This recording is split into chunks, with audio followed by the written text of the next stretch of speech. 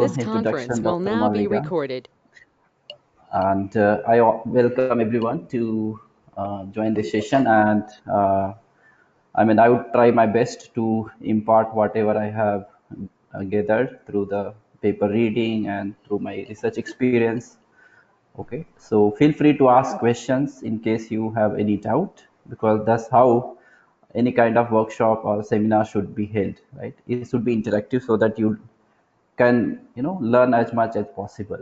That's the idea, right? Because that's why government is sponsoring such programs so that you learn through mutual interactions. Okay, so okay, thanks again for joining the sessions. I'll start the session. And one small correction, that topic of today's presentation would be deep learning techniques for electronic health record analysis. It's not for the Yes, biomedical thing. Oh, okay. So, all right. So let's get started. I'll share my screen.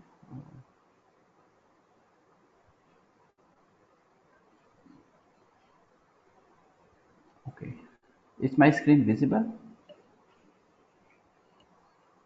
no, sir. Not Visible, even. sir. Okay. Visible, visible. Now it's okay. Yes, sir.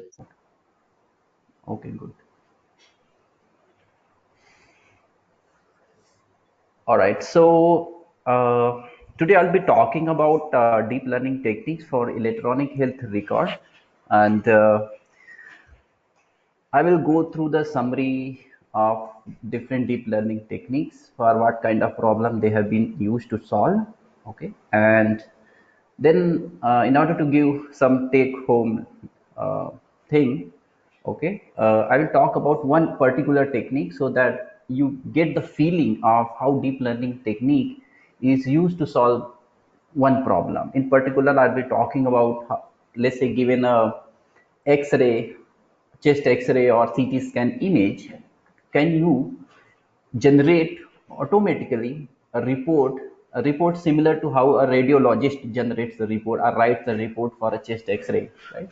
Many of you might have gone through, let's say, chest x-ray or CT scan, and there is a radiologist which based on their expertise, they write the report for that image, right? So using these deep learning techniques, we'll see how can we generate the report automatically without, let's say, a little involvement of the radiologist. Okay, so that's the agenda of today's talk. Okay, so here is a brief outline. For example, first I'll be talking about the introduction, followed by the motivation, what are the various techniques and how they have solved some real problems, followed by one particular problem which I just mentioned, and the solution approach I'll be talking about. Okay, and then we will look at some results of that approach, followed by discussion. And if the time permits, I'll talk about one more method in detail. Okay, how these people are trying deep learning techniques to solve real world problems. That's the idea. Okay. Okay. All right. So in today's world, for example, what happens when you visit to a doctor? Okay, many of the time when you are visiting to a doctor, you have to carry your record, right? Your past medication history, your reports, your diagnostic tests, all sort of thing you have to carry, because if you are not carrying, they ask those things, right? So what happens is that maintaining a digital record of patient history is crucial for diagnosing the problem, right? The reason is that whenever you visit a doctor or physician, they ask, right, what was your, let's say, medical condition 1 year ago or 5 years ago, in order to assess and your position, the disease condition, right? In order to diagnose properly, they want the complete history, right? Different kind of treatment you have taken in the past and so on, right? And what happens, you might have faces this situation that whenever you visit a doctor, you get lot of report, right? Diagnostic report, list of medicines and so on, right? What happens if you carry the hard copy, right? What happens is that many of the time we forget to carry this report, right? Or sometimes we may lose the report. Okay, so these are very quite common problem. Or let's say you are moving from one city to another city and you forgot to take that. Okay, then it's difficult to carry the hard copies of the things, right? Every time you are visiting a doctor, right?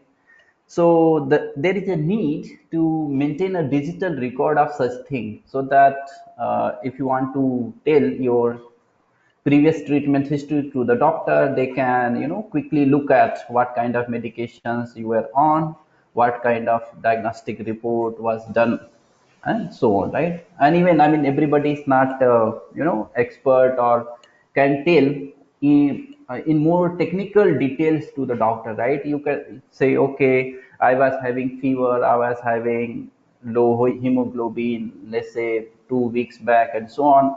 So you can tell the symptom, but you, because everybody is not an expert in the medical field, so it's difficult to tell, uh, convey your problem in a more technical terms, or more using more medical terminology, right? But these reports contain those sort of information.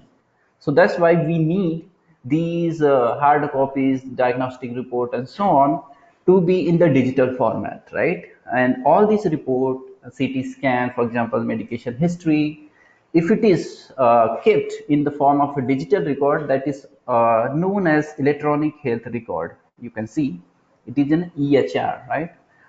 I'm not sure if, I mean, first 2 days it has been covered what is EHR. Just to give an idea what is electronic health record. Electronic, many of us have, handled these records.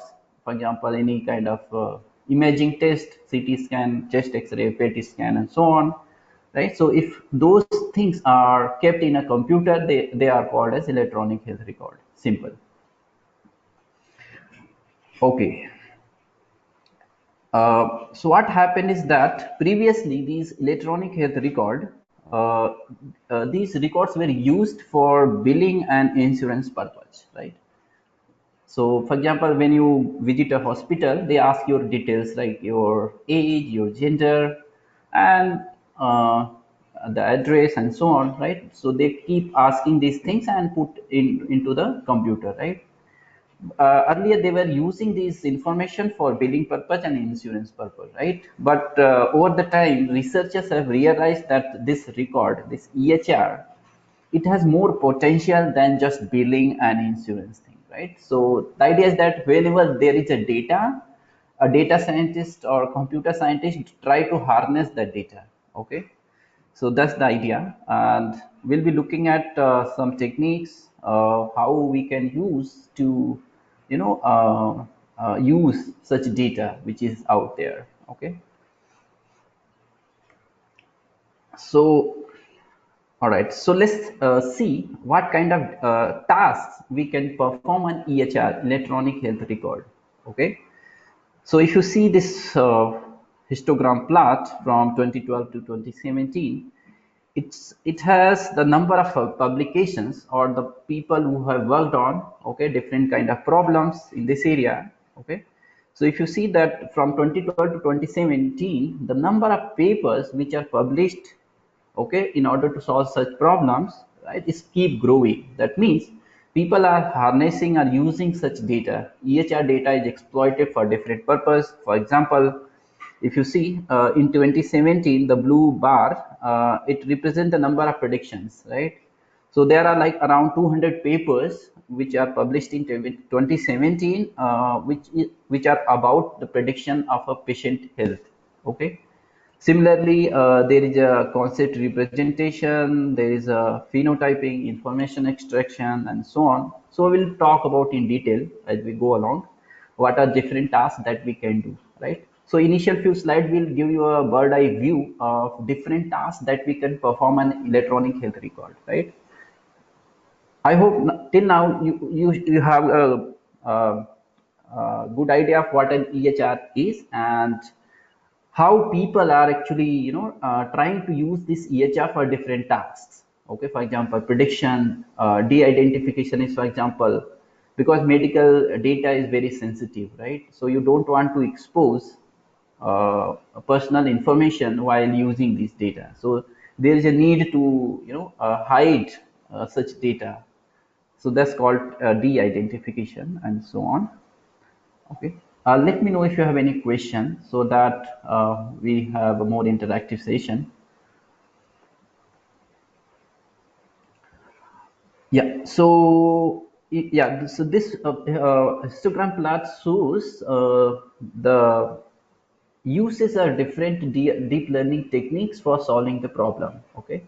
So if you see the number of deep learning techniques which are used to look at, let's say, EHR data, it keeps growing over the time, right? So from 2012 to 2017, if you see, people are using a lot, for example, LSTM and GRU and CNN and so on, right? So this picture, the whole idea of this picture is that people are using deep learning a lot to solve their problem related to, let's say, whether it's a patient outcome prediction or person de-identification or information extraction and so on, right?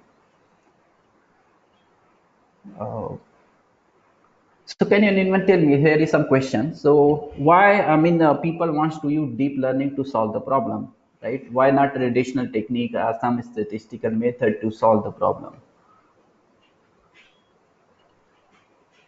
Let me ask this question.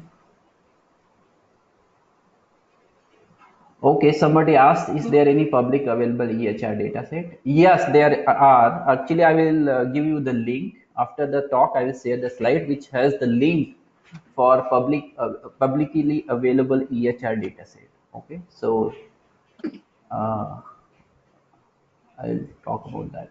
Okay. Any other question?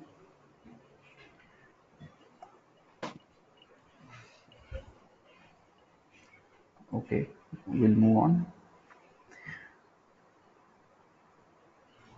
So let me ask this question. How many of you are familiar with some of these deep learning technique? Have you run any model, LSTM or autoencoder or CNN?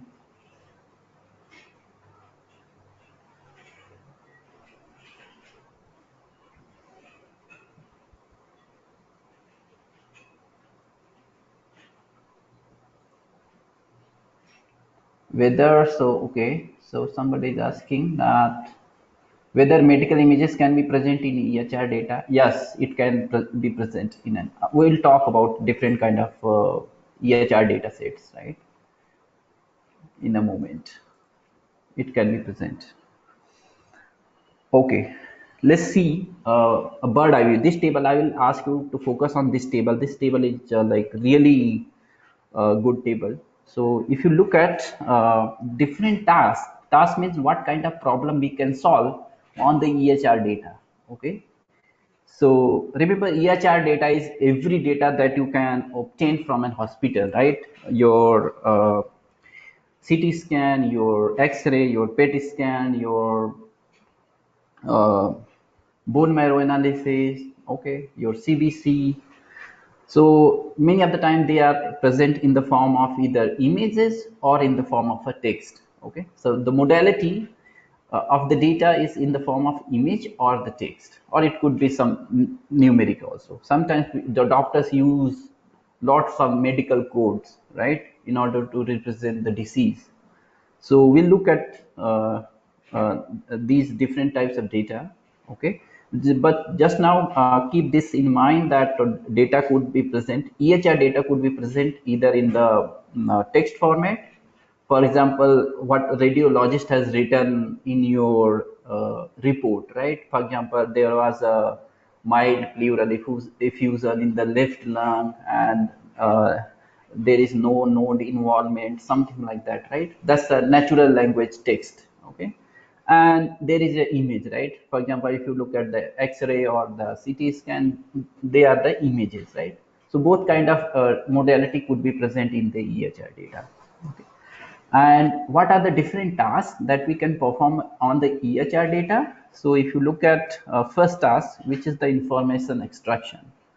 Okay, so given these EHR data, for example, the report, okay, radiologist report and so on, then you can perform information extraction.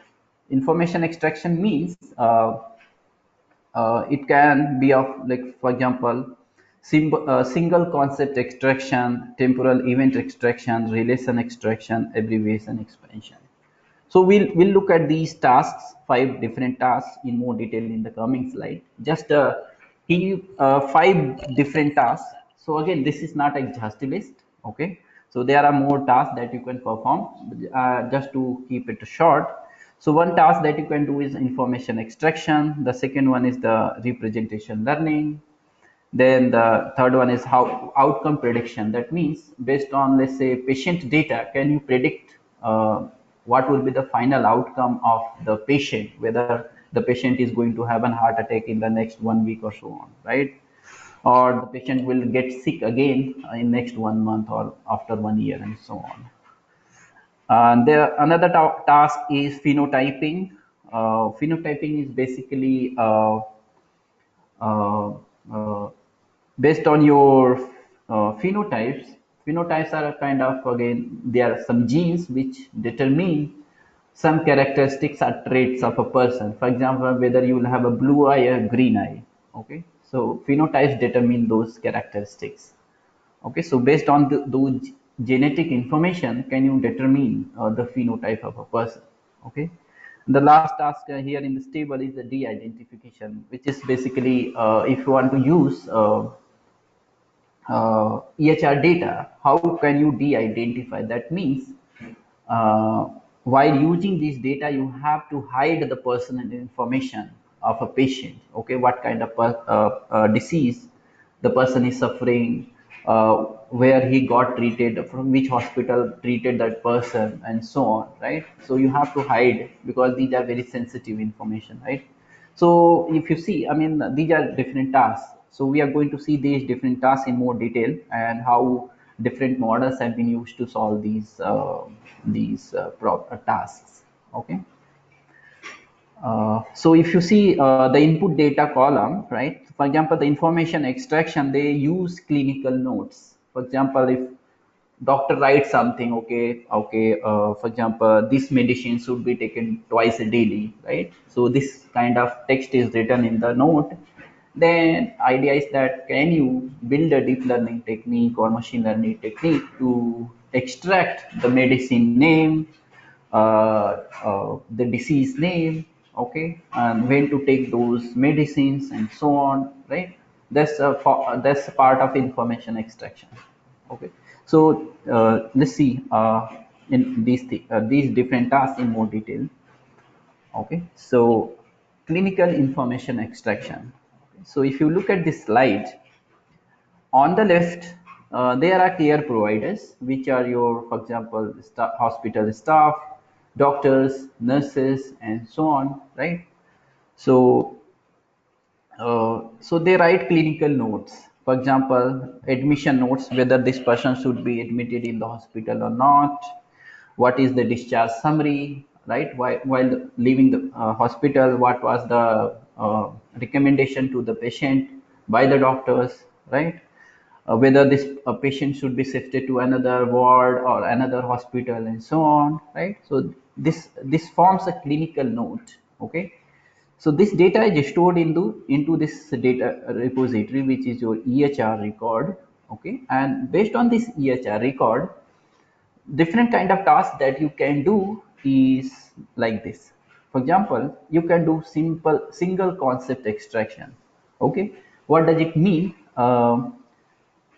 Concept extraction means you want to extract something from the data.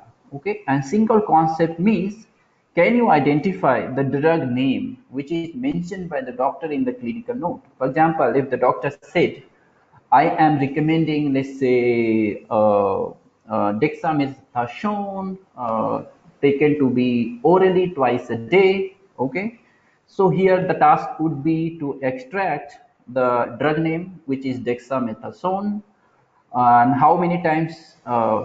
So how many times?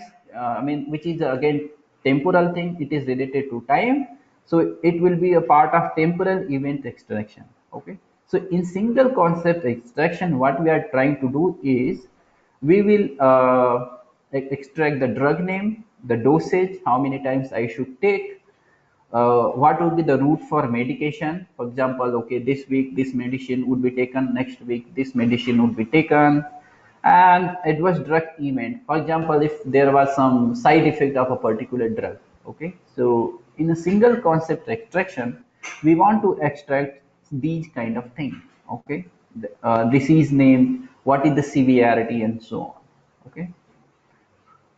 uh, yeah, so the second information extraction task would be temporal event extraction. Temporal means something which is related to time. Okay. For example, if doctor mentioned that within a few hours, person is going to have low blood pressure or something like that, can you extract this kind of time related information? Or when was the last diagnostic test run on the patient? Okay, for example, if it is what the October 16th, so I want to extract the dates from the clinical notes. All right. Yeah, so the third extraction task would be the relation extraction. For example, here relation means if there is just some relation between two different things. For example, treatment X improves condition Y. For example, if I give a paracetamol 20 mg or 100 mg, and if it improves the chronic fever Y, which is condition Y, then I want to extract such relation between the paracetamol and the fever. Okay, that's the relation. And if there is a text X which reveals a medical problem Y, for example, if you performed RT-PCR, okay, on a patient, and it says that there is a probability of 90% that person is COVID suspected. So I want to extract such relationship from the clinical notes. Okay. So text X reveals medical problem Y. So there is a relation between the text and the medical condition Y. Okay. So it is a relation extraction. And the last one is, the last problem is abbreviation expansion.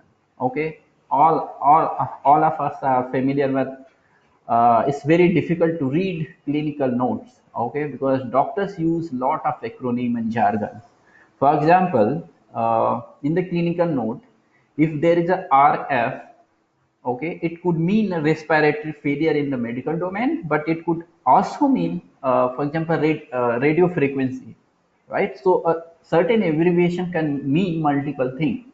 Okay, so machine, because machine doesn't know RF means respiratory failure or uh, radio frequency. Okay, so it's really difficult to decode these medical codes.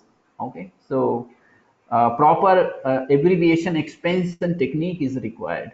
Okay, so I mean, if somebody wants to work on and interested in information extraction, you can look at these different tasks. I mean, it looks simple here, but it's not as simple as this one. And there are a lot of problems and challenges. The challenge is that, for example, in this case, abbreviation expansion, one word could mean multiple things. One word can be an abbreviation for 10 different things. Okay, so yeah. The challenge comes because of one such thing, which is a nuance. Another could be availability of the proper annotated data, right? Because if you look at publicly available EHR data, right, they are not properly annotated many of the time. And medical domain is one domain where people suffer a lot with proper annotated data, right? So there is a data scarcity problem. So you have to, and remember, deep learning techniques are data hungry. Okay, they don't.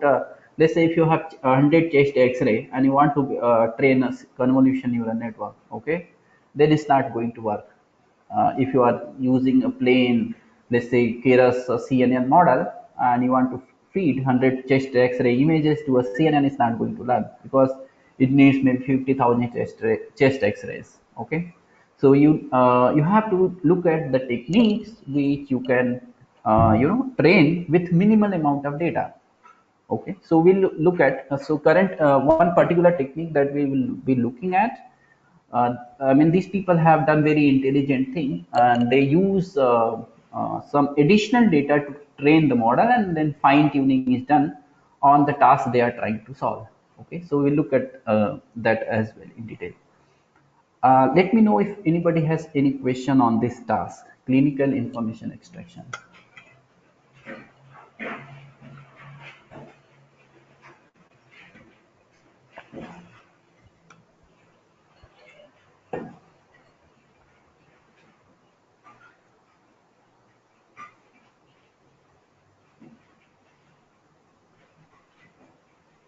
People feel free to ask so that I would feel motivated that people are uh, okay, listening and understanding.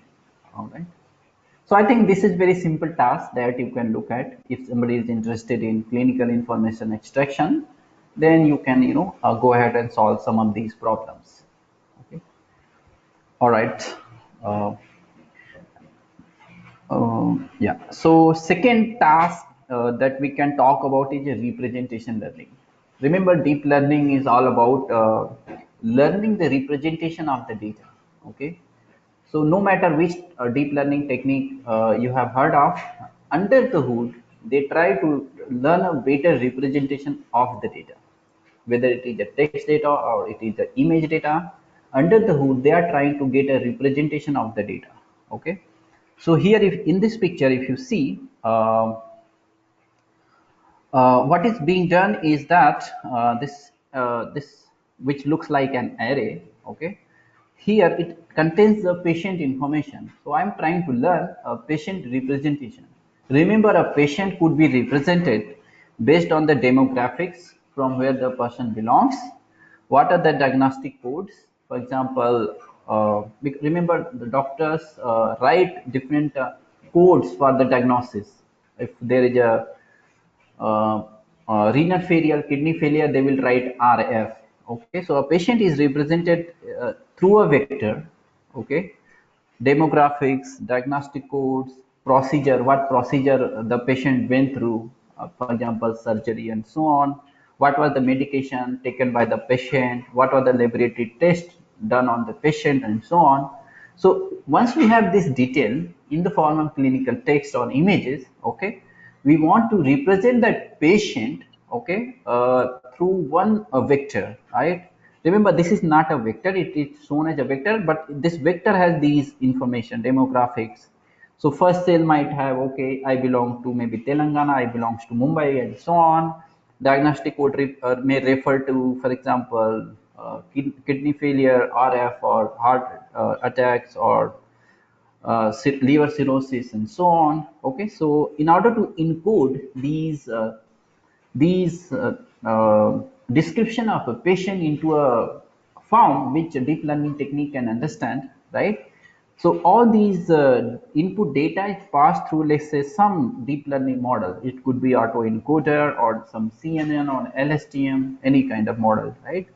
So remember, this is a very sparse code, okay? Because while I was reading this paper, right, the number of medical codes which medical community uses is more than 1 lakh. Okay, so it would be a vector of 1 lakh. Okay, it's a vector of 1 lakh. So in order to encode this huge vector, sparse vector, into a compressed format, you have to pass this data through a network and get a compressed representation of that patient, which is a fixed size compressed vector.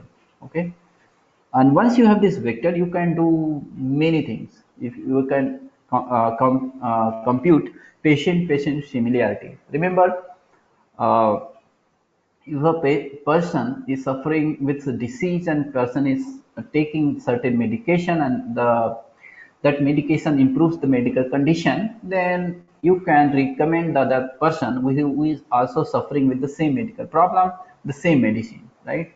So in order to do these recommendation of patient similarity, once you have this vector, you can compute the similarity, right? So those who are familiar with deep learning technique, so word vector, those who know what a word vector is, okay. So if you compute the word vector of a king and a queen, okay, and they are semantically related, so these vectors, the angle between these two vectors is very close. Okay. Similarly, if the two patients are suffering with the same disease, and they are having same medications, the patient vector will be very close. That's the idea. So that's why we want to have a better representation learning.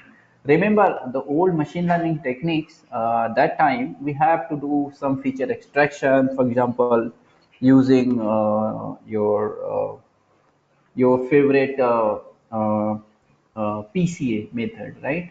Principal component analysis. You can reduce the dimensionality of your data, and then you can run certain techniques in order to do your task, right? But when deep learning technique became popular, people are using these neural networks to get a representation or feature extraction, automatic feature extraction.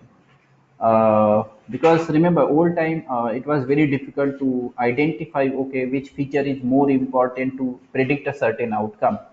Okay, so this feature engineering are a very tedious task, and after this advent of deep learning, the feature engineering, feature extraction, automatic feature extraction became like a piece of cake. Okay, it's very simple now.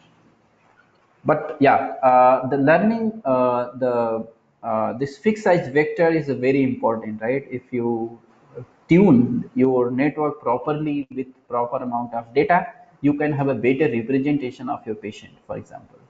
Okay, that's the idea of representation learning. So when somebody is saying, okay, they are doing representation learning, what does it mean is that they are trying to have a better representation of their data. Okay, once you have a better representation of your data, you can do multiple things uh, more efficiently, right? Yeah, so third one is the third task. Remember, if you look at this table, so I'm talking about based on this table only. So first I talked about information extraction, then I talked about representation learning. Now we are going to again, so the representation learning is of two type. One is the concept representation, another one is the patient representation. What I mentioned is the patient representation, which you saw in the representation learning. Similarly, there is a concept representation, right, which you can, for example, if you see, people have used radial basis machine, RBM, restricted Boltzmann machine, scriptgram, autoencoder, LSTM, and so on. I mean, everywhere people are throwing some of these techniques to have a representation of the data, right? So, okay, let's see what is the outcome prediction. Okay, uh, so outcome prediction could be of two types: static prediction and temporal prediction. Static prediction means if I have your, let's say, past history, okay, then can I predict that you are going to have a certain disease tomorrow, okay, or maybe today. And the temporal prediction means what kind of problems you are going to suffer in, let's say, next 1 month or 6 months. So that is more related to time. It's more of regression or in the future. Okay, so yeah. So if you see, the static prediction could be the prediction of a patient, whether the patient is going to have a heart failure or hyperextension or some certain infections and so on. So I will see the link to this paper which has these references. Okay, you can explore in more detail how these people have used, for example, multi-layer perceptron to predict a heart failure. Okay, so once you have, remember, the input to these models, MLP or CNN, in the input is this representation, right? So once you have this patient representation and you have this vector, you can use or feed this vector to an MLP, multi-layer perceptron, to predict whether the person is going to have heart failure or kidney failure or suicide risk stratification and so on. Okay. Similarly, the second outcome prediction is a temporal one. And okay, so Ilcott is saying, I have one doubt on representation. Okay, just a second. Representation, how medical images are represented in EHR. Ah, okay. Yeah. So we'll look at some technique, one concrete technique, how a medical image is represented in EHR. Okay. So wait for some time. I will talk about that in detail. All right. Yeah, so this is a overview of different tasks. Okay, so the idea is that at least you are familiar with what are different tasks that you can take up, let's say if somebody is interested in information extraction or disease extraction from the clinical note, okay, you can do that. Okay. And if you want to predict, for example, there was a Kaggle competition. I hope you are familiar with the Kaggle. So Kaggle has this patient outcome prediction. That person is going to be hospitalized within next 1 year, right? So if you can build a machine learning technique or deep learning technique which can predict that, okay, this particular person is going to be hospitalized in the next 1 year, that would be really great, right? Because if you know in advance that this person is going to be hospitalized, then you can uh, take a good care of that patient. That is one thing. You can manage your travels, you can manage your insurance and so on, right? If you know the future, that's great, right? So that's the idea of building a predictive model, right? So that you can know in future what is going to happen. All right. uh, so temporal outcome prediction is basically again the same task but in future. For example, if I'm going to have a heart attack or kidney failure in the next, or readmission in the hospital in the next 1 year or 30 days. Okay, so that's a temporal outcome prediction.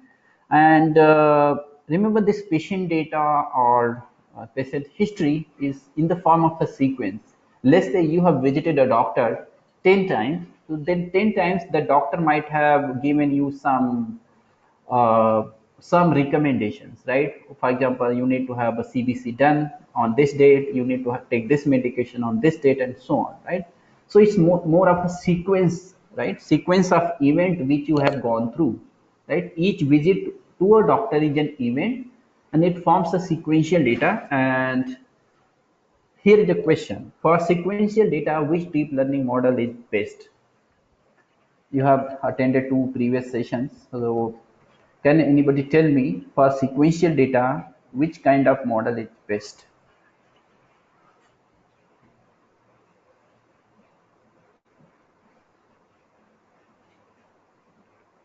Okay, so somebody is saying Elcott is saying RN and LSTM. Okay, that's correct answer.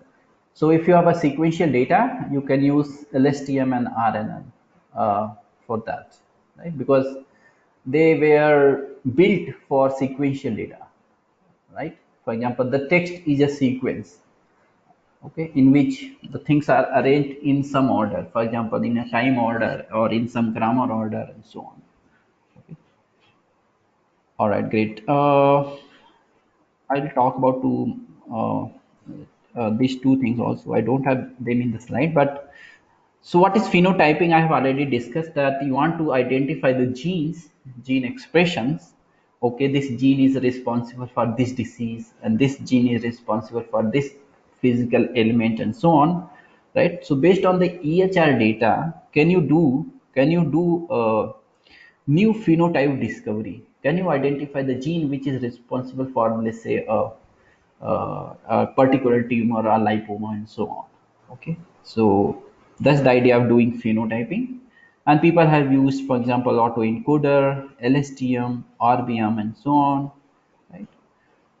And yeah, the last one is the de-identification, and I have already mentioned that one. So de-identification is that given a clinical data, patient history, can you de-identify, can you hide sensitive information, right? Using some cryptographic method or some privacy method. So in data mining, there are data privacy preserving method. You can use them to hide sensitive information before making it public. Okay, so for example, people have used, for example, by LSTM, RNN plus followed by word embedding to de-identify the personal information. Remember, when you are learning this representation learning, you get a vector, right? And this vector has contains some number. This number could be point, some decimal, some fractions. So if you are, instead of giving this demographic, diagnostic code or clinical history data, if I give or release these vectors, okay, then in a way it is not divulging the personal information, right? Then I can give it to anybody, no issue. But if I'm giving these procedure code, medication code, it can tell that, okay, this person is having this medication code and so on, which can be problematic for that person to get a new job, or because certain jobs require that you need to have 6 by 6 vision and so on. If the recruiting agency gets to know these personal information, they might deny the job, right? So that's why we want to de-identify, so that these personal informations are not diverse to a third party, right? So okay, great. Yeah, so far we have talked about different tasks which you can look at if you want to do more research work along these lines, using the, I mean, you can look at these references and how people have used, for example, CNN for pulmonary COPD kind of thing, okay, in more detail. So I'll pick up one of the tasks and I'll talk about that in more detail in the next slides. All right. Let me know if you have any question so far. Then we'll move to a different problem.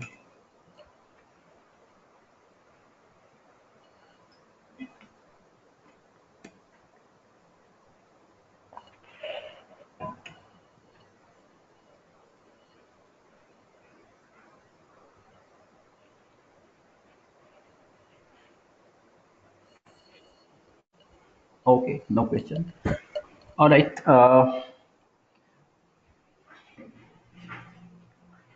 Okay, so let's move to another interesting problem. Uh, I hope this example will motivate you to ask questions. Okay, so radiology report generation is again, it focuses on given a let's say chest X-ray or CT scan image, can I automatically generate report very similar to what radiologist writes, right?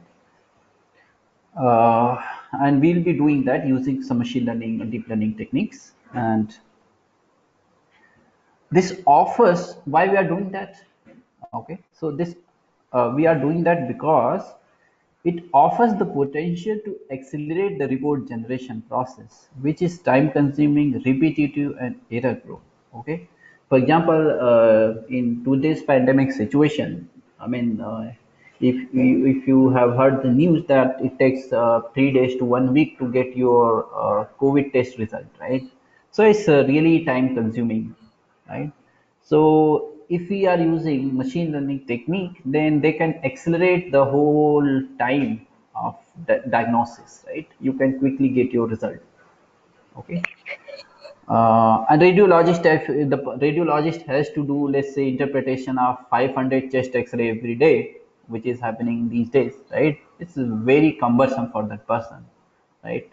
And there is a shortage of radiologist, good radiologist, I would say. Okay, so it's again, I mean, remember all of these machine learning techniques, they are there to automatize the whole process of manual work, right? Whatever is repetitive or time consuming can be, put a machine in between which can accelerate the whole process, right? So that's why we want to do automatic radiology report generation. And, yeah. Uh, and why we are doing that? There is some interesting thing. So people have tried many techniques to automatic radiology report generation, but the problem is that all of these techniques, they suffer from two issues. One is incomplete, okay, and the second one is the inconsistent. All right, so if you see, just a second, where is my pointer?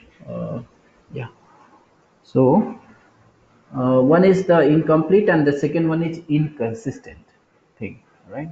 So what does it mean? Ken, would it be nice if a radiologist gives incomplete description of your chest X-ray or CT scan? Who would like to have incomplete report? I hope nobody would like to have an incomplete report, either through the machine or through radiologist, right? You want the report to be as complete as possible, right? Whatever is seen in the image, it should be written in the report. Okay, so that's a incomplete or completeness, and inconsistent means there is something in the ground truth, let's say you are having some condition, and the automatic generation is saying something else. Okay, that's the inconsistency. All right. So we'll look at this issue through an example, and we'll see how can we make report generation complete and consistent. Okay. So I would ask you to look at this image, okay, this slide, and see what is happening. Okay, read very carefully. So we have this medical image on the left, and there is a reference report given by a radiologist. Okay, so I would ask you to read this. Spend maybe 30 seconds to read this one, and there would be question coming on the slide.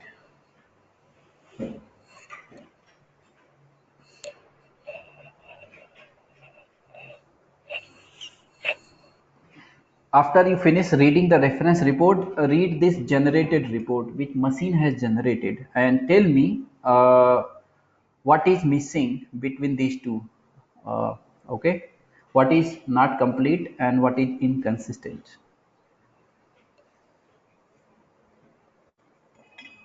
So this is a good uh, exercise, I think, to keep people motivated and not sleep.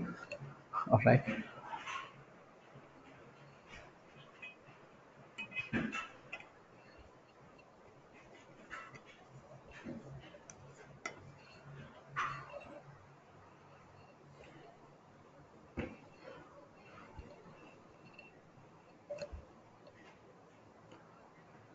I would suggest to look at these underlying text. Okay, you read this underlying text and see if that is here or not. Okay, all right. So I'll ask this question and tell me the difference between a reference report and a generated report. What is the difference you see in these two reports? People can unmute yourself and talk.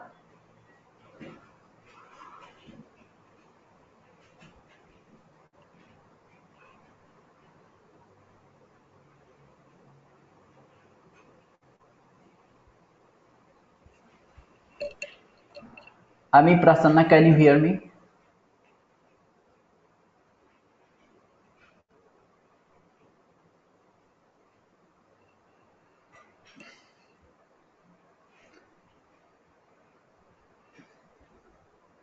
I mean, this is very simple exercise.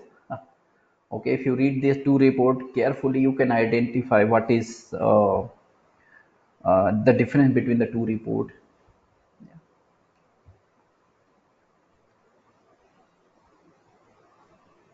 Dr. Anil, what is your observation?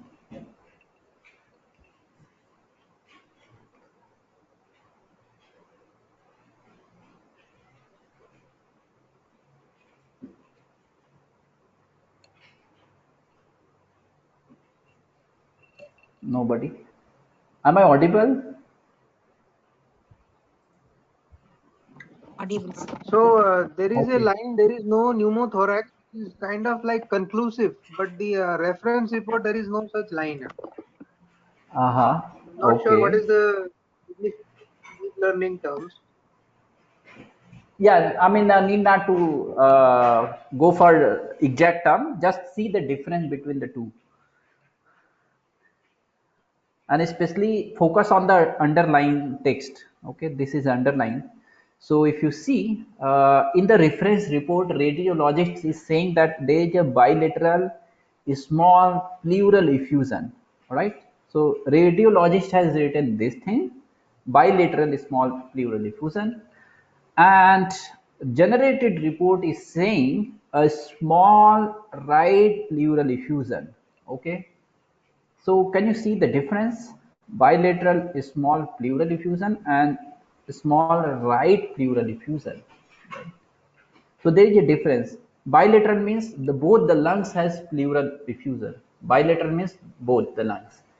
And generated report is saying there is a pleural effusion seen in the right lung. Okay. So this indicates incomplete report. Okay. So it is incomplete since it neglects a critical observation of right pleural effusion for bilateral pleural effusion. Okay, so in the ground truth, okay, there's a bilateral pleural effusion, and machine is saying there's a right pleural effusion. Now, can you tell me if these two things are the same? Okay, they are not, right? So if somebody is saying there is a pleural effusion only in the one lung, then it's incomplete, okay, which is not what we want because it will miss the diagnosis. Okay, all right. There is one more thing. If you look at the second thing is that it is also inconsistent since this okay, how do we pronounce telelactasis is seen in the left lung base along with right pleural effusion. Okay, so if you see in the reference report, it is saying that uh, bilateral small pleural effusion and subsequent areas of it telelactasis. Okay, so this symptom is observed in both the lungs. Okay, but the generated report is saying persistent atelectasis is at the left lung base. Okay, so generated report is saying that this symptom is observed only in the left lung. Okay, so this is inconsistent, right? There is one more thing. This one, if you see the arrow, so it generated report is saying that there is a pulmonary edema. Okay, there is a pulmonary edema seen, right, in this report, but radiologist doesn't mention that. Okay, can you see? I mean, there is something additional information in the machine and which is not given by the ground truth. Right? So can you see the problem which are there in the report, right? This is something which is very critical, I would say. Okay, this is where we can see the window of opportunity or some scope which we can try to solve. I mean, this slide is just for the motivation purpose. What is actually, missing between the two things, right? Okay. So the paper which I have actually given the reference to this paper at the end of this slide. So we'll talk about how these two problems are solved. One is the completeness, and the second one is consistency. All right. So we'll see how we can solve these two issues. So highlights of this work which tries to solve these two issues is two things. One is that the author of this paper, they present two new matrices, okay, for image to text radiology report generation. Image to text means given an image, okay, I want to convert a text. Remember, given this medical image, I want, so this is the input and my output is this report which is a text format. So input is an image modality and the output is a text modality. All right, so this is known as image to text radiology report generation. So this paper presents two new matrices. We'll look at that very quickly. What are these matrices? And they focus on evaluating the factual completeness. Again, remember this paper is trying to solve the two problems. One is complete report and the consistent report. And they also present a method which is based on weak supervision. Okay, that means they will use minimal label data. Okay, for training a radiology domain natural language inference model, okay, that realizes these matrices. Okay, so they will use these matrices to solve the problem, okay, using some weak supervision method. We look at the method in detail. Just wait for some time. And they present a new radiology report generation model that directly optimizes these two new matrices with reinforcement learning. So they optimize these matrices using reinforcement learning, and so the performance, improved performance against the existing models on two publicly available data sets, right? Uh, okay, so somebody has asked, just a second, if you want to have a quick look, uh, public available data set. Just a second, let me yeah, for example, this is the public database for COVID-19. Okay, so you can, so there is a link for the data set. You can access this EHR data set, X-ray and CT scan of COVID-19 patient. This is publicly available. And the paper which I'm talking about, they have used this MMI data set. I'll talk about this data set. Just a second. Their data is, yeah, so they are using this MIMIC CXR. CXR means chest X-ray data set. This is publicly available. You can also look at this data set.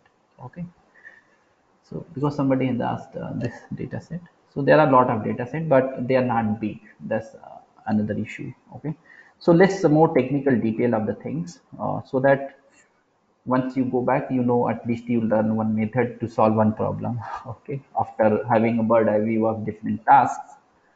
Remember, in this task, this paper is focusing on report generation. Given an image, I want to generate a radiologic report. Okay, that's the task, and let's see how we can do that. Okay, so before we go into the detail, I would like to hear, if I give you the task where the input is the chest X-ray, can you generate a report? What would be the first approach? Because many of people, you might have done some deep learning. Okay, uh, so can anybody comment on what would be the first approach to solve this problem?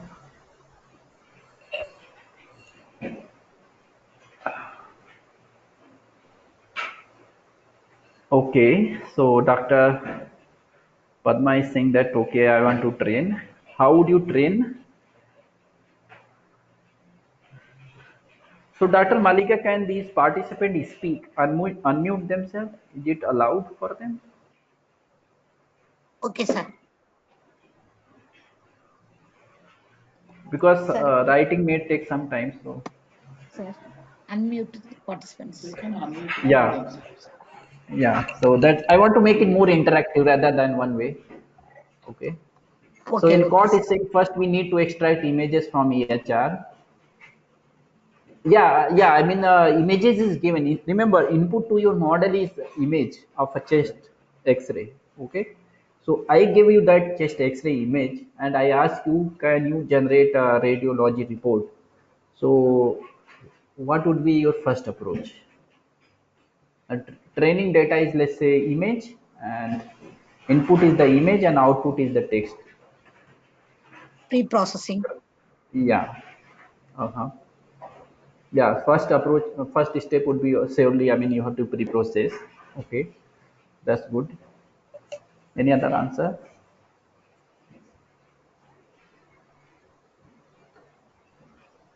Remember, I want to So have a more. we, Yeah, go ahead. yeah, sir, myself Akashdeep Hawladar. So Yeah. this problem we need not only images, but we need to classify images into healthy lungs and unhealthy lungs, then into unhealthy lungs into what is the ailment from a proper radiologist first. Then we can Yeah. train. Yeah. So one part will Okay. be a CNN to see what is the image about, and the output of Okay. the CNN will have to be then connected to something that will map it to the text, some text NLP something that needs to be done. Yeah, quite good approach.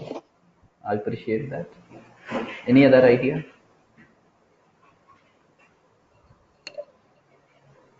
People feel free to talk. I mean, that will give, I mean, when we discuss, it gives you more ideas to think about.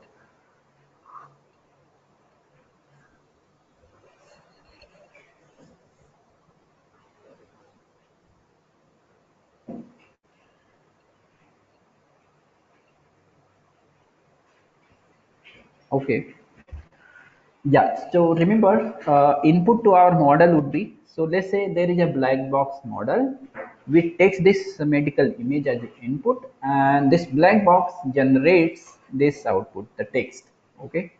So in a way, we need a model which can make or build a representation of the image. Okay. So the model we are going to see, it will convert the image into a some format, maybe some vector format, right? So Ilcott has asked this question: how do we input the image to a model, right? So we'll see that model. So we'll see a very, this paper is with the paper I am discussing here. It is like last month. It came in 2020. It is available, freely available on archive. So you can also take a look, and it's very state of the art model. All right. Uh, so the way this is done is like this. So the input in our case is we have k individual images x1 to xk of a patient. Let's say I have done 10 chest rays, 10 chest x-rays, okay, of a person, and our task involves generating a sequence of words to form a textual report. Y hat, which describes the clinical observations in the image. That's our goal. Okay, that's very clear that we have a chest X-rays, multiple images, and we want to generate the radiology report. Okay, very simple. Now we need a mechanism to translate or to convert these images into a deep learning model. Okay, so that it can output into a text. So as a ground truth, as a training data, you would be given this image and there's some reference report. The input and output would be given. Remember, for supervised training, you need input and output, X and Y, right? So your X is this image and Y is your reference report, which radiologist has given. Okay. So this builds your training data on which we will train a model, deep learning model. All right. So this is your X, this is your Y. Yeah, and simplest way to solve this problem is that you can, this task remains image to text, so you can use image captioning model, right? I hope you are aware of image captioning. Means given an image, can you generate caption to that image? Okay, so there are a lot of model out there. You can take those models and feed this data and you can generate the caption. However, there is some issue. An issue is that here we have multiple images, okay, and in the image captioning task there is a single image, but in our case we have multiple images. That is first difference. The second difference is that the generated sequences or the output of the current task, image to text radiology report, this is usually longer, right? Remember, if you want to give a caption to an image, usually this caption is one or two sentence long. But radiology report can span multiple lines, right? It could be half a page long. Okay, so caption generation model will not work here as good as, I mean, the model which is given in this paper. Okay, so that's why, I mean, you can try out just for getting your head around why image captioning model will not work. Okay, so we need some sophisticated model, and this is the model. Okay, this looks ugly and creepy. It's very complicated, but the way it is drawn in the paper is very simple. And we will dissect this whole architecture into different part, and then we look at in detail. So I would suggest, I mean, we can take a break of 5 minutes and we can come again because people might feel tired, or I should continue. Sir, can I request you to paste the link for this paper somewhere Yeah, in the yeah. chat or in the So yeah. So just a second. So this paper is given. The paper I'm talking about, this one. Okay. So I'm giving the title. If you search this paper, okay, explore, and then go to this one. So I'll share the link to this paper. Yeah. Just a second. I'll share the link.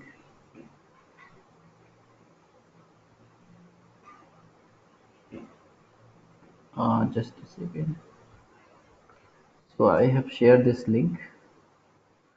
Yeah, it should be there. You can take a look, and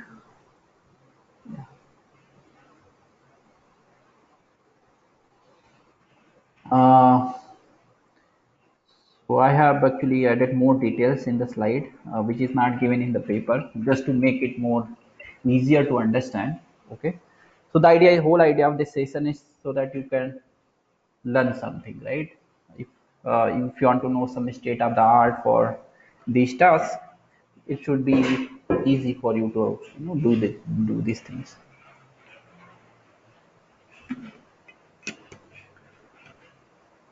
Okay. Shall I continue or should I take a break?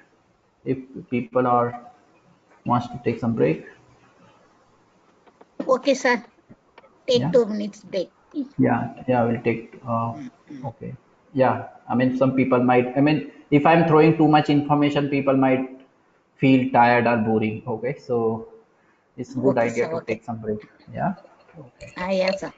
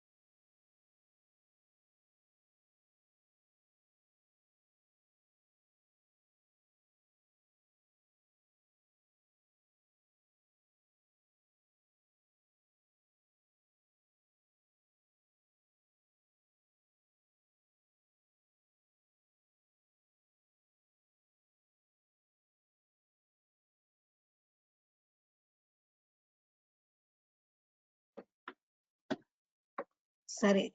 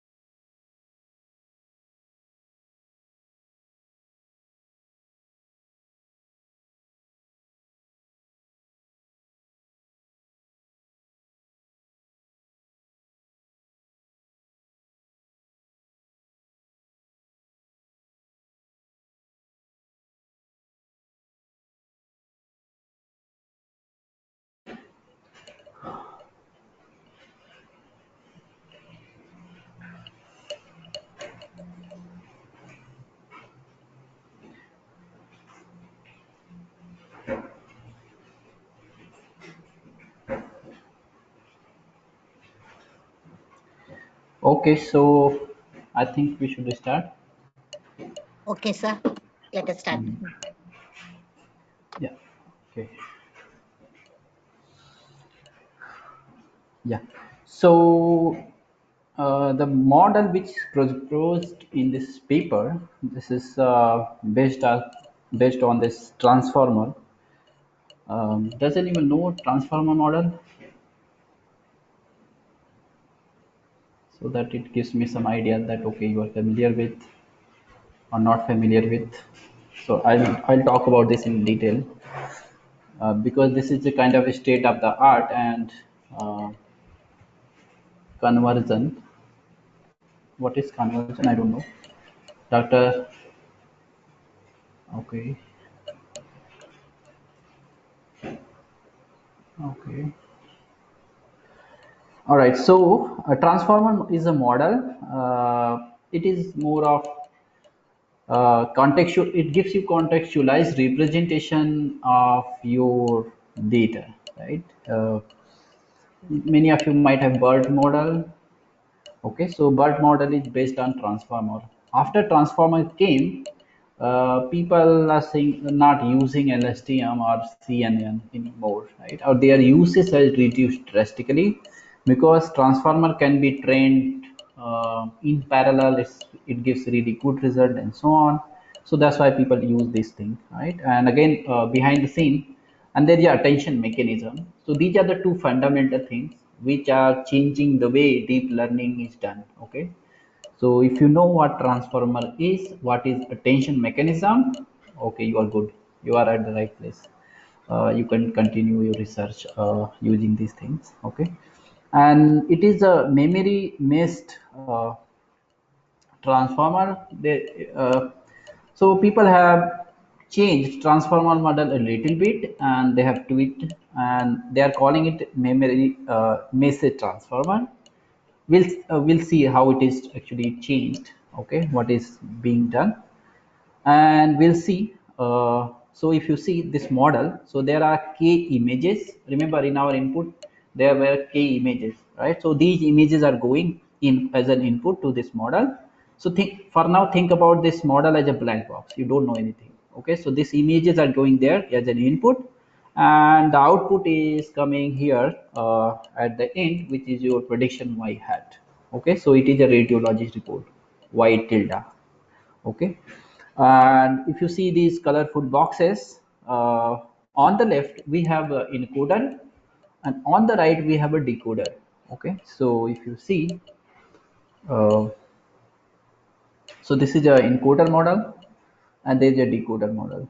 So those who know what is a sequence to sequence model, encoder decoder model, is the same thing, but in the encoder we are using memory augmented encoder. It's slightly different. Okay, so we are encoding the image. So somebody has asked this question: how do we feed the image? Okay, so this is where we are feeding the image and we are getting a representation of that image. Okay, think about this as a deep learning model which is based on the transformer. Okay, so this image is passed into this one. Here is the output or encoded representation of your image, an image along with your y. So here y is your radiology ground truth input. Okay, so the decoder, So the decoder takes the radiology ground truth report and it is fed into this decoder, and yeah, there are kvq, and here cross attention, message attention are computed, and then there's a feed forward layer and so on, and finally you get the radiology report. Okay, so that's like a big overview of this transformer model or memory message transformer. We'll look at this in more detail in the coming slide. What is actually the encoder, what is the decoder, how we encode the image chest x-ray into some representation. Yeah, so let's see what is there. We'll see what is there in this encoder. Okay, it's basically okay. First we look at the bigger picture, and now we are going deeper into this picture, right? So we look at now the encoder. What is there? What is memory augmented attention? We look at this box, the orange box. Yeah. So the main component of this model is memory meshed transformer, right? So what we are doing? So let's see step by step. Okay. Given an image X, remember the input is a chest X-ray. So given an image X, we are going to extract some image regions through a CNN. Okay, so you take your favorite CNN, pass that image through that CNN and get some image regions extracted out. Okay, so you get this X. So small x is your input image and capital X is a image regions coming through the CNN. That's good. Now this image regions are, so image region could be left lung, right lung, some part of the image. So when I'm saying image region, so I'm taking patches of the images from different areas. All right. So that image now, sorry, image regions are now passed through the attention, this memory augmented attention process. What is this memory augmented attention process? And before that, what is memory augmented? We'll look at this attention process in the next slide. Once you understand the attention, then it's easier to understand memory augmented attention mechanism. So look at this. This is very simple picture. What is happening is that so if you look at this k, v and this thing, so there are three input to this attention. ATT is a function which takes three input. One is this matrix multiplied by your image region.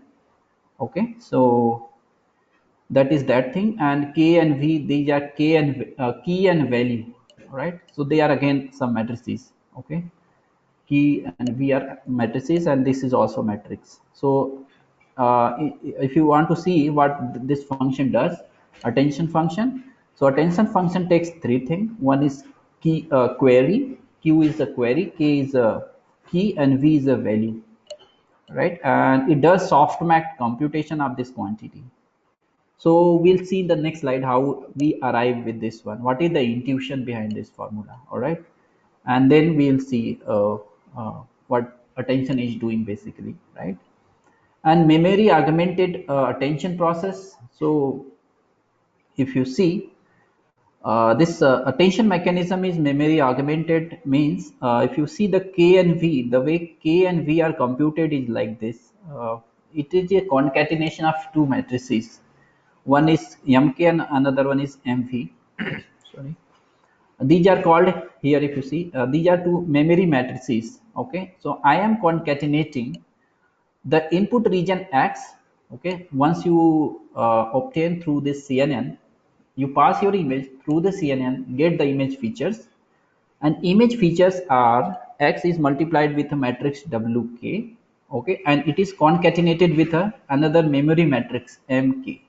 So this bracket indicates a concatenation operation. So I'm adding two matrices. So that's how I obtain K, and the same, the similar way I obtain my vector matrix V, K and V. All right. So let's see what this attention process, whole of this thing, how what is going on, right? Getting the intuition is very important rather than looking at these equations. So let's see what attention does, and then we'll come back to this message memory transformer again. Okay. So what is attention in transformer? Now we are going to some deep learning in detail. All right. Yeah. So you can also check out the this link which has the more detail than given in the slide.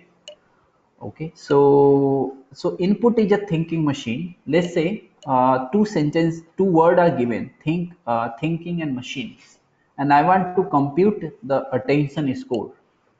uh, Attention, why attention is important in deep learning? Remember, as a human, when we are looking at a picture or a scene, we don't look everything.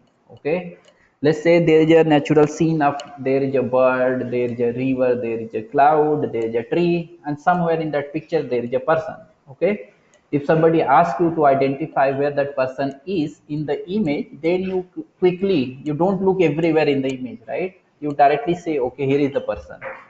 And this is idea of attention, because you don't look at the regions where it is not required.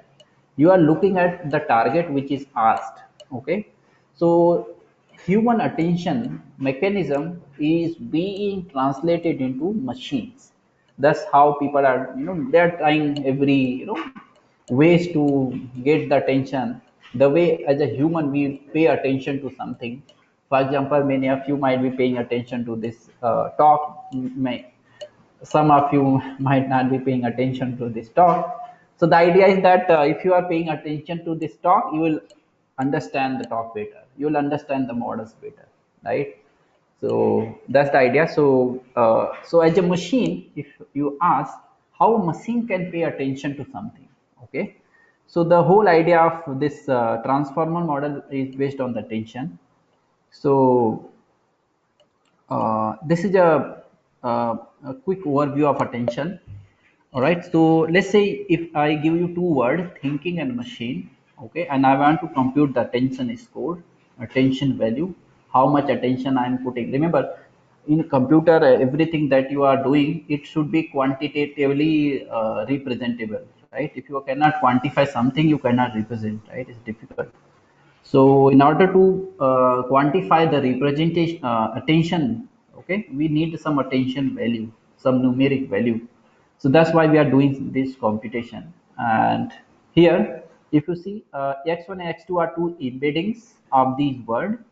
Okay, so embedding has some representation. Okay, so it's just a vector representation of your word. And think about, there is a query vector q1, there is a key vector k1, and there is a value vector v1. So somehow I have obtained these violet, orange, and blue vectors.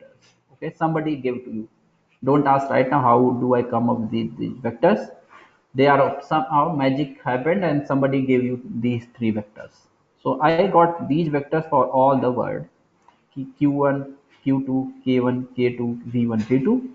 And what I am doing is that I am computing some score, which is nothing but multiply the query with the key. So I multiply these two vectors, which is the dot product. That's good.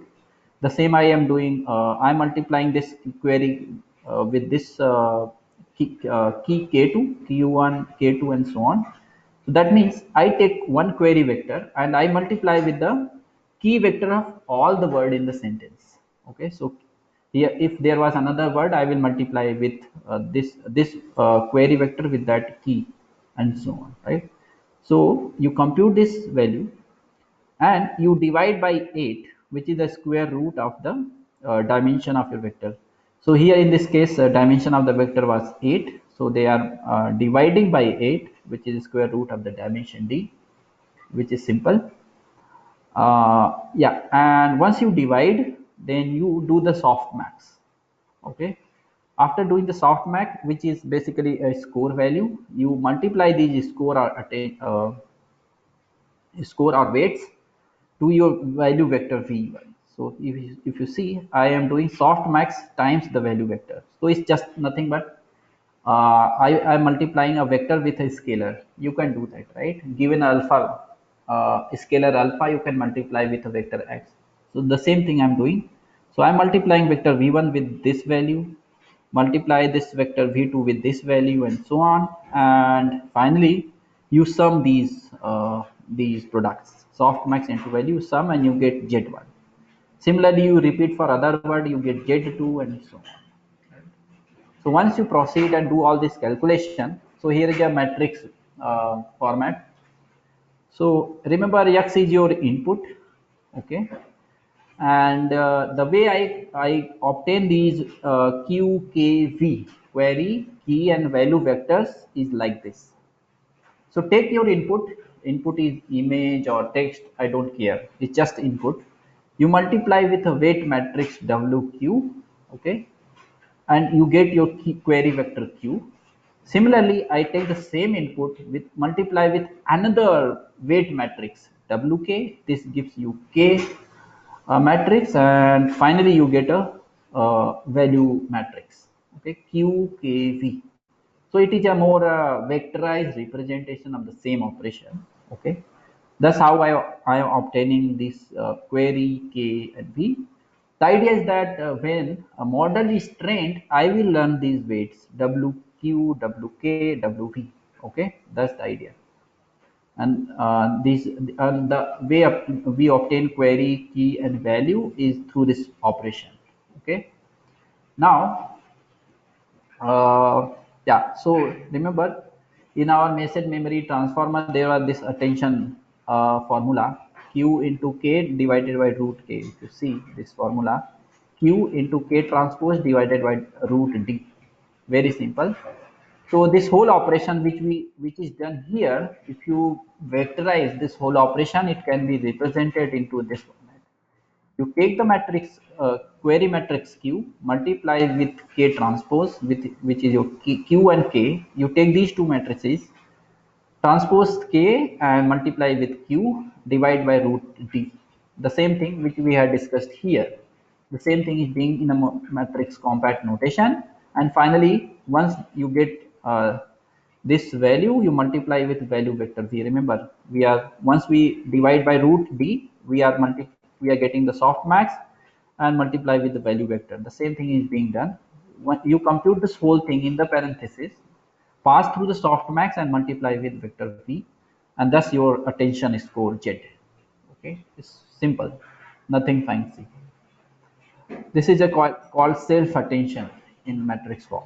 Okay, so here is a more detailed the whole, everything is given in one slide, right? So this is our input sentence. So think about your sentence thinking machine.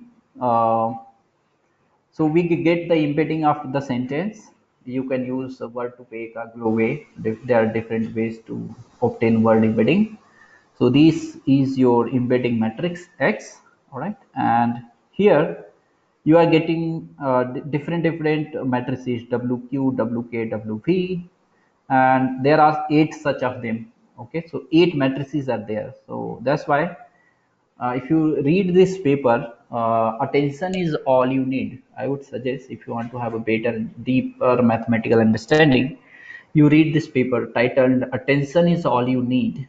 Okay, so there are 8 heads, 8 weight vectors, matrices. Sorry, replicated. So we want to learn all of them together. That's why this is called multi-headed beast. Okay, very simple. And you are replicating the same operation multiple times. Why we are doing that? Because we want to learn different kinds of features. That's the idea. And you repeat the same operation, calculate the attention using the resulting QKV matrices, right? QKV. Remember our previous slide, the way we calculated QKV. You multiply with X with these matrices, you get your QKV, and so on. And finally, you get your attention scores Z0, Z1, Z7, and you stack them, and then you do addition and concatenation and so on. Finally you get your Z. That's your attention value. So it will tell you how much attention you are putting. For example, some of you might be looking at where mouse pointer is. So attention score at this value would be high, okay, compared to somewhere else in the slide. So this Z encodes that attention process, right? Okay. So, okay. So what is transformer? So this paper is based on the modified transformer. So if you understand the transformer, everything is clear, right? So this is the attention mechanism, and if you see the transformer architecture, It is again very similar to those who know what is a encoder decoder. You can think of on the left there is a encoder, on the right there is a decoder.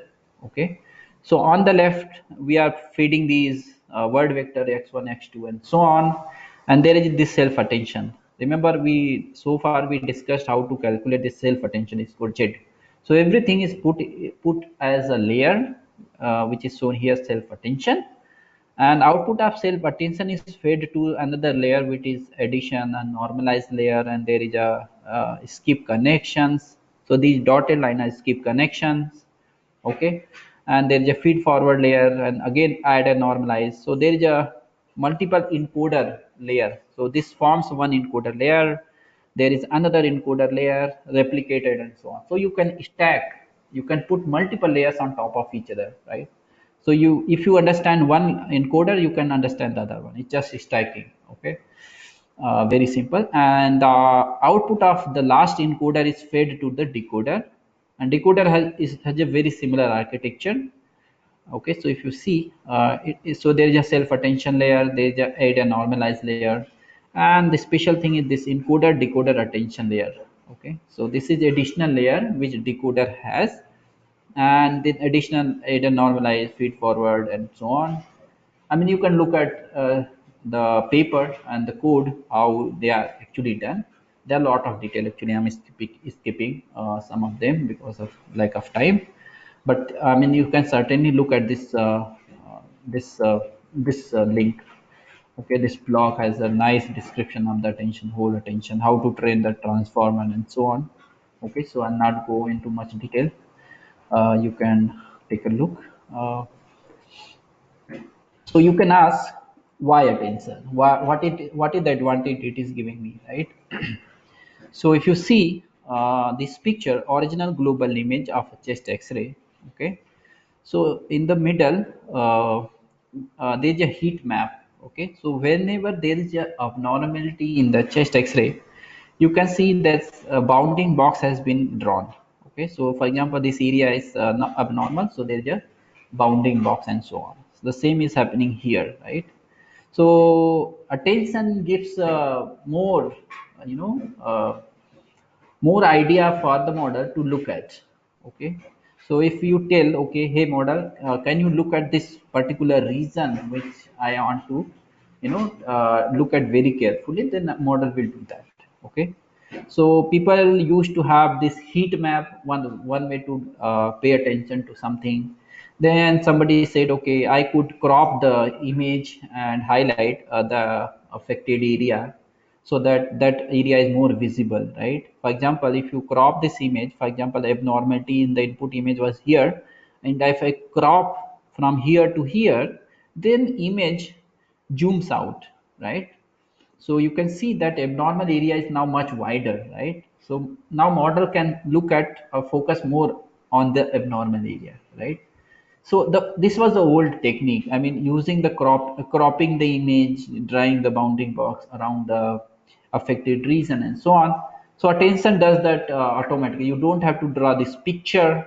Okay, you don't have to crop your image. It will automatically focus where there is abnormality, right? So you don't have to. So this was the old way to focus on something. Now attention, automatically does this for you. That's why you should use attention, and you should pay attention. Okay, so yeah, so let's come back to your our message memory transformer. uh, yeah, so the encoder, so again, message memory attention process, so it gives you some attention score, and then you are adding a normalization layer, similar way, similar to the transformer model, and then there's a feed forward layer, then another add a normalized layer, and there is a stack n layers of such models, attention models. Okay, and once the output of encoder comes, which is your k and v, okay, it is uh, fed to a cross attention and this measured attention layer.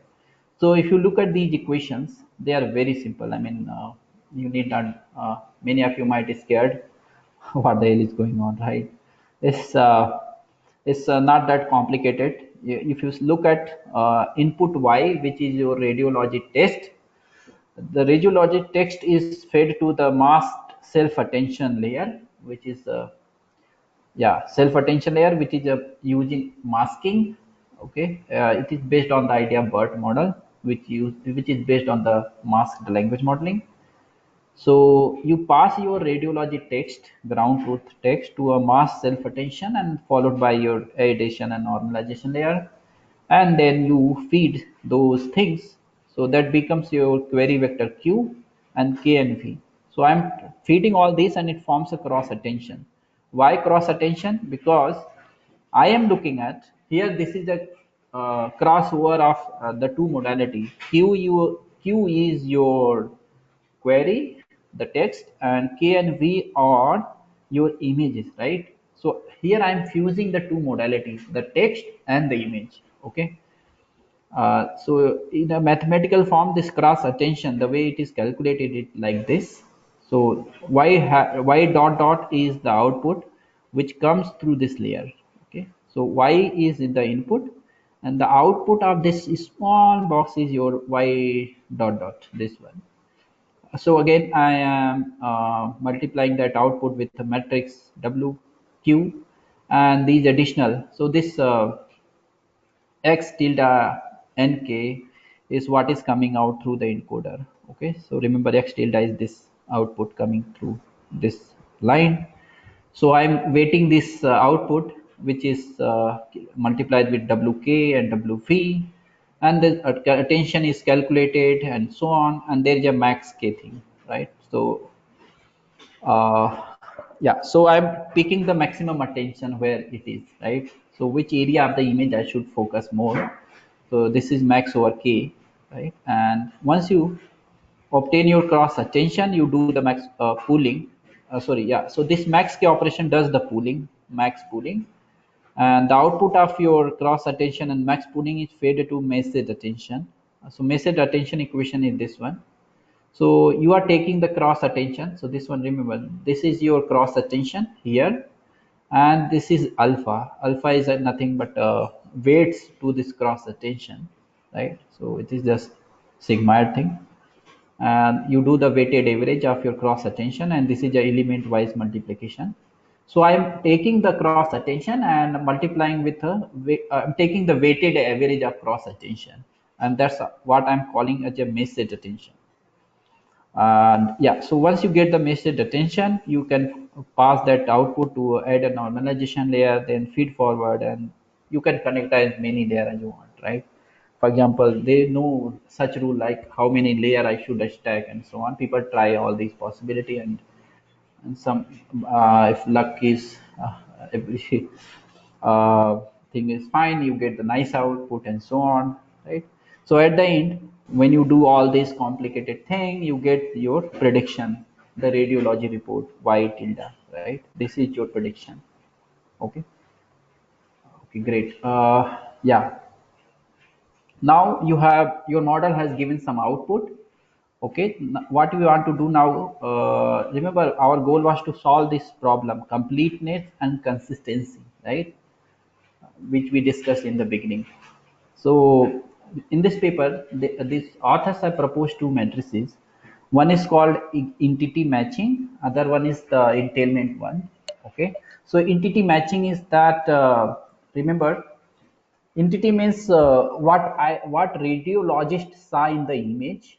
Okay, whether for example, if radiologist saw there is a pleural effusion in the left and right lung, model should see the same thing, right? So here entity is the pleural effusion or some diagnosis or something like that, right?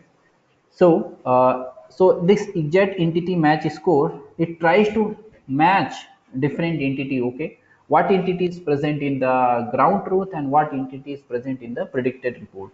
Okay, so based on these two, I am computing the precision and recall, right? So here there is a delta function. It is saying that E is your reference report, which radiologist gave you, and E gen is your generated report. So they are saying that, okay, I will take, you can run your named entity recognition NER model on the generated report and the reference report and extract out the entity. Okay, so you have two sets of entity. Now you are taking the whether the generated report entity is present in the reference report or not. So you take the, so data is saying that okay, whether the generated entity is present in the reference report or not. So you sum all those entities. Let's say out of 5 entities, only 3 are present in the ground truth. So the numerator would be 3 divided by all the entities present in the generated report. That's your precision. Similarly, you can calculate a recall, right? So it's a slightly modified formula for precision recall. Yeah, right. And then they take the harmonic mean and compute the F1 score and so on. So this is your entity exact entity match score, right? So similarly, so this score solves this problem completeness. Okay, so if all the entities in the generated report are present in the reference report, I will say okay, it is complete. Remember, I don't want to miss out any important entity in the reference in the generated one. Okay, if all the symptom in the generated report are present as given by the reference report, then it's good, right? You are not missing anything. The second thing, in order to solve this consistency issue, right? If there is something I am saying something is, then that's not good. Okay. So in order to solve that, they have modified this function, the delta function. Delta is actually if something is present, you will say it is. You will set it as a one. It's a counting function. If something is present in this set, I will set it one. Otherwise, it's 0. So in order to measure the consistency, they have modified this formula. Delta is formula is like this now. So there is an entailment. NLI is basically natural language inference. Those I don't know if you are aware of. It is basically the whole picture. This formula is saying okay, if P is my paragraph, okay, paragraph of reference report. Remember the report I had shown in ground truth report. So P is that thing. H is generated sentences. Remember this deep learning model is generating some sentences. So I am checking whether generated sentence is implied by the paragraph or not. Okay, so if it is not implied by, then there is a contradiction. Okay, if it is implied by, that's entailment. Otherwise, it's a neutral. Okay, so that's the idea. So that's why they are using this NLI. I mean, this is really cool. I mean, intelligent use of NLI, natural language inference. Whether the what my sentence prediction is saying, whether it is present or it is implied by the ground truth or not, right? So remember, consistency is okay. I am saying mango, you are hearing orange, then that's inconsistency issue, right? So this is what being done through mathematical equations. Okay, if a sentence is saying okay, there is a pleural effusion in the right lung, the same should be implied by the ground report. Then I will set it 1, otherwise 0. As simple as that. Yeah, so this is the loss function which is used by this model, right? So essentially they are using 3 different loss function, which is so this factual consistency loss is coming through your their uh, yeah, so they are putting, remember this, they are directly optimizing this entity scores and so on, right? So based on these entity score, they formulated a loss function which they call LFACT, right? And there is a energy loss, which is natural language generation loss, and this is a NLL, which is a negative log likelihood loss. So they are putting 3 different losses in one model, and they will optimize this loss, right? For more details, you can check the paper, right? Yeah, and let's quickly see some results because of lack of time. So I have already shown you this data set. This is publicly available. You can also download this if you want to try out. Let's see the some result of this model on these data set. Right? So I would ask you to look at these results.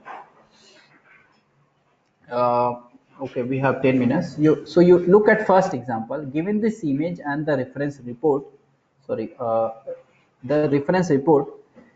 Can you tell me whether the result of this second column or third column is better. Which one is better? Look at first example and read out. I hope you are able to read. Just look at which prediction is better. Report. Second column or third column is better.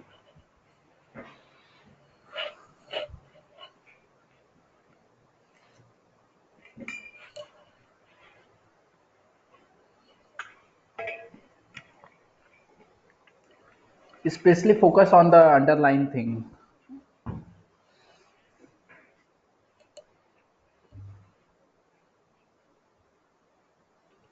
Okay, so Dr. Tati Pathi saying the third one is uh, okay. Third column is better for first example. Okay, yeah. So if you see, so reference report was saying that in this picture, okay, reference report saw bilateral small pleural effusion. Okay, that's good. So it is saying that reference report is saying there is a pleural effusion in both the lungs. That's the thing. And this model, NLL plus BERT score model, it is saying that there is a small right pleural effusion. Oh my God, that's bad, right? It should not happen because there is a pleural effusion in both the lungs, and this model is saying there is a pleural effusion in the right lung. And how about this one? This model, NNL plus BERT score plus factual entailment thing. So if you see, it is saying that there is a small bilateral pleural effusion. Oh wow, that's great. Can you see? This model is saying now there is a bilateral pleural effusion. I mean, pleural effusion is present in both the lungs, right? That's great. This is what we wanted. We don't want to miss out important observation in the chest X-ray, right? And this model, the way they have done, they are more correct, more accurate, more complete than this one, right? The same thing. There is a bibalaster at yeah telectasis. They is really hard to pronounce. Okay, there is a additional thing which this model is predicting, but this model was saying there is a persistent this symptom at the left lung. Okay, but the ground truth was saying that this symptom was present in both the lung. Okay, subsequent area has this symptom in both the lungs, and this model was saying that it was present one in the left lung. And how about this one? So this fact in this improved model, this is saying that this thing is present. It is not saying that it is present in both, but it is just saying that symptom is present. Okay, it could be present in one or both. All right. The interesting thing is this third one, right? In the ground truth, this thing is not mentioned. Mild pulmonary edema. So this model is saying this additional thing. The same problem this model is also suffering, right? So this model is saying there is a mild pulmonary edema, right? This is where there is a future work. Okay, so can you discard? I mean, you can look at the same paper, the model, and can you come up with a model which doesn't give this additional output? Remember, the reference report doesn't mention mild pulmonary edema, but these both the models are saying that mild pulmonary edema is present, right? Which is wrong. Okay, so can you build a model? So this is a food for thought. You can build a models which doesn't output something which is not present, because if say you are saying some additional diagnosis is there, okay, some additional symptom is there in the lung which is not actually present, then this is bad, right? If you are not having cancer and somebody is saying there is a cancer, then it can terrify the patient. Okay, so this is not supposed to be there. So this is a future work that you can look at. Yeah, similarly in the second example, so the model in the middle, okay, so one output, it doesn't say the anything. So a reference report observed that mild this symptom is there in the left lung. This model is saying that there is nothing as such. Another output, remember deep learning can output multiple things. Okay, so another output from the same model identify there is a minimal this symptom at the left lung. Okay, that's great. Okay, you are outputting everything which was present in the reference report. That's great. You are not outputting additional thing. And the same thing goes into example 3. There is a moderate pulmonary edema, and yeah, yeah. So factual entity, the model with factual entity says that there is a mild pulmonary edema along with its output additional thing. For example, minimal atelectasis is noted in the left lung, which was not, but ground truth was saying that no pleural effusion was seen, right? So this is the additional thing, additional symptom that you are predicting, which is not desired. But if you see NLL plus Burt score plus entailment thing, so this is a, there are two things. One is fact ENT, other one is fact ENT NLI. So this model is saying only mild pulmonary edema, no additional thing, right? So this is more accurate, right? So yeah, I think yeah, that's it from my side. So here are some references that you can take a look. Okay, let me know if you have any question so far.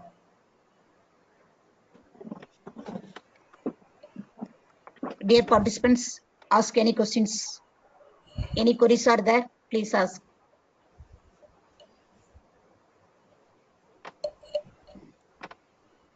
Okay, sir. I want to conclude the topic, sir. Sir, today's section is very, very interesting, and the participants are also gain knowledge in the area of electronic health record analysis. From this today's presentation, we learned one is electronic health record data. What are the tasks in electronic health record, and also subtasks, and what are the models used in this electronic health record? From that, you are giving clinical information extraction and representation learning, how the image is converted into text via using radiologic method. Another one, outcome prediction. Everything is very nice, sir. We learned. Another one is you are saying one radiologic regenerative report. How to generate a report using giving one example. That also very, very nice, sir. How, what is the input image, how we are converted into output, that is our text. Another one, you are giving the difference between the generated report and also ground truth reference report, how to generate. Another one, finally, we have to go for optimization. What are the optimization techniques here using, how to find the entity, precision, recall, F score, loss function, and so on. Everything is very nice, sir. Your presentation is today excellent, sir. Thank you very much, sir. Thank you, sir. Thank you, Dr. Madiga. There is a question from Dr. Padma. So the question is, this report conversion can be limited to radiology, it can be extended to ECG report. Yes, it can be extended to different kind of data sets, right? So in the day after tomorrow, in another talk, I will discuss how to predict COVID-19 using chest X-ray and CT scan images, right? So you can certainly use other modalities, okay, to solve the problem. Yeah. Okay. Okay, sir. Thank you so much, sir. Thank you. Nice that people you remain motivated throughout the talk. Okay. Thank you. Okay, sir. Thank you, Dr. Thank you, Padma. sir. Okay.